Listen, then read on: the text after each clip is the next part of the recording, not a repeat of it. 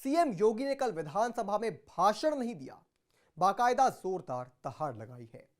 ऐसी दहाड़ जिसकी गूंज पूरे देश में तो सुनाई दी ही, साथ ही विपक्ष का ऐसा झन्नाटेदार थप्पड़ पड़ा जिसकी गूंज भी कोसों दूर तक सुनाई दी। अब जाहिर सी बात है कि योगी के थप्पड़ का पलटवार करने की भी कोशिश हुई है, मगर बिल्कुल ही बेबुनियादी तरीके से।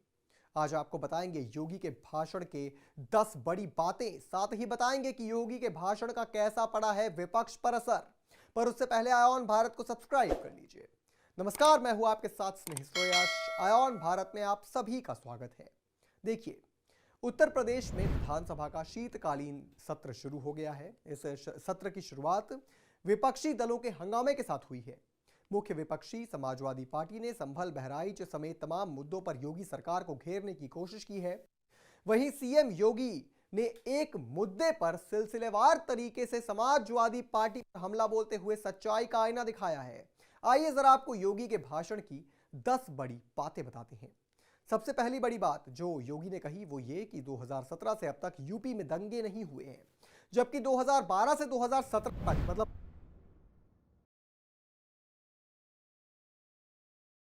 815 सांप्रदायिक दंगे हुए, जिसमें 192 लोगों की मौत हो गई। दूसरी बड़ी बात योगी ने कही कि जय श्री राम सांप्रदायिक नारा नहीं है, राम के बिना हमारा कोई काम नहीं है। अगर किसी ने जय श्री राम बोल ही दिया है तो उत्तेजना का मतलब आप समझ सकते हैं। जय श्री राम चिढ़ाने वाला नारा नहीं है। तीसरी बड़ी बात योगी ने कही कि सपा पर पलटवार करते हुए उन्होंने कहा कि कुंदरकी की जीत को आप वोट की झूठ बता रहे हैं। ऐसा कहकर आप एक सदस्य का अपमान कर रहे हैं। आपके उम्मीदवार की जमानत तक जब्त हो गई है। इसके बाद संभल मुद्दे को लेकर सपा विधायक इकबाल महमूद के बयान पर सीएम योगी ने पलटवार करते हुए कहा कि वहां का पठान और शेख कह रहा है कि हमारे पूर्वज हिंदू थे, आपके पूर्वज भी हिंदू थे। यह देशी विदेशी मुसलमानों की आपसी भिड़ंत है जो वर्चस्व की लड़ाई को लेकर चल रही है। पांचवी बड़ी बात में संभल हिंसा के पीछे की वजह को लेकर सीएम योगी ने सपा को आड़े हाथों लेते हुए कहा कि आप सच पर पर्दा डालने का प्रयास कर रहे हैं, लेकिन सूर्य, चांद और सूर्य को बहुत देर तक कोई छुपा नहीं सकता है। सत्य जल्द सामने आएगा। छठी बड़ी बात सीएम योगी ने नेता प्रतिपक्ष के बयान पर कहा कि बाबर नामा भी कहता है कि हरिहर मंदिर को तोड़कर ढांचा खड़ा किया गया। पुराण भी कहता है कि श्री हरि विष्णु का 10वां अवतार संभल में होगा। 7वां सीएम योगी ने कहा कि सपा के पूर्व सांसद शफीकुर रहमान बर्क खुद को भारत का नागरिक नहीं बल्कि बाबर का संतान कहते थे। आपको तय करना होगा कि आक्रांताओं को अपना आदर्श मानते हैं या फिर रामकृष्ण बुद्ध की परंपरा को। भारत में रामकृष्ण और बुद्ध की परंपरा ही रहेगी, बाबर और औरंगजेब की परंपरा नहीं रहेगी। 8वां सीएम योगी ने कहा कि झंडा लगाने में क्या समस्या आ रही है? क्या भारत की धरती पर केसरिया झंडा नहीं लग सकता है? पूछना चाहता हूं कि हिंदू मोहल्ले और मंदिर के सामने से मुस्लिम जुलूस निकल सकता है तो मुस्लिम मोहल्ले से कोई शोभा यात्रा क्यों नहीं निकल सकती? 9वीं बड़ी बात योगी ने कही कि कोई भजन गाया जा रहा है तो आप उस भजन को अश्लील कैसे कह सकते हैं? कांवड़ यात्रा में क्या अश्लील गाने बजते हैं? आपने बाबरनामा पढ़ा होता तो ये बहस ही नहीं करते जिसमें स्वयं मीर बाकी के द्वारा हरिहर मंदिर तोड़ने का जिक्र किया गया है। जितने लोग यहाँ पर हैं, लेकिन वहां पर आपके फोर फादर की पीढ़ी उसकी भुक्ति भोगी कर रही होगी, इसलिए वहां पर आप इस स्थिति में हैं। और आखिरी बड़ी बात योगी ने एक बार फिर बटोगे तो कटोगे का जिक्र किया और कहा कि लखनऊ का शिया सुन्नी विवाद बीजेपी सरकार के समय में ही समाप्त हुआ है।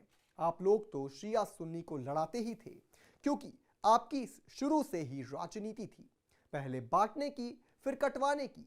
उन्होंने कहा कि इसलिए हमने कहा है कि ना बटेंगे ना कटेंगे। अब जरा इस भाषण के मायने समझिए। देश में इस वक्त बड़ी चिंता की बात है कि जय श्री राम के नारे को सांप्रदायिक नारा बताया जाता है। भाई, जय श्री राम का नारा सांप्रदायिक कैसे हो गया? चलिए आपको कानूनी तरीके से बताते हैं। कुछ महीनों पहले सोशल मीडिया पर ऐसे कई वीडियो वायरल हुए थे जिसमें मस्जिद के बाहर भीड़ जय श्री राम का नारा लगाते दिखाई दी थी।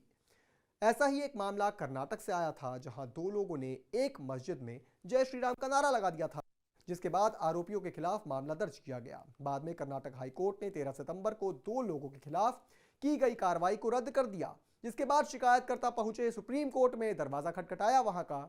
इस पर सुप्रीम कोर्ट ने भी जबरदस्त टिप्पणी की। सुनवाई करते हुए 16 दिसंबर को सुप्रीम कोर्ट ने पूछा कि जय श्री राम का नारा लगाना आपराधिक कृत्य कैसे है। जस्टिस पंकज मित्तल और जस्टिस संदीप मेहता की बेंच ने एक याचिका पर सुनवाई करते हुए यह टिप्पणी की। शिकायतकर्ता हैदर अली सीएम द्वारा दायर याचिका पर पीठ ने पूछा कि वे एक विशेष धार्मिक नारा लगा रहे थे या नाम ले रहे थे, यह आपराधिक कैसे है। सुप्रीम कोर्ट ने शिकायतकर्ता से यह भी पूछा कि मस्जिद के भीतर आकर कथित तौर पर नारे लगाने वाले व्यक्तियों की पहचान कैसे की गई। यानी कोर्ट ने भी माना कि जय श्री राम का जो ये नारा है वो सांप्रदायिक नारा नहीं है, और सांप्रदायिक हो कैसे जाएगा भाई। टाइम की आजान में चिल्ला चिल्ला कर कहते हैं कि अल्लाह ही इबादत के लायक है, अल्लाह के अलावा कोई इबादत के लायक ही नहीं है, तो आप लाउड स्पीकर से सारे धर्म का अपमान ही तो करते हैं। तो ये सांप्रदायिक नहीं है, और हिंदू का जय श्री राम नारा ये सांप्रदायिक हो गया। और सनातन के प्रति इंडी गठबंधन की आस्था कितनी है, इसका जीता जागता उदाहरण एक बार फिर सामने आ गया।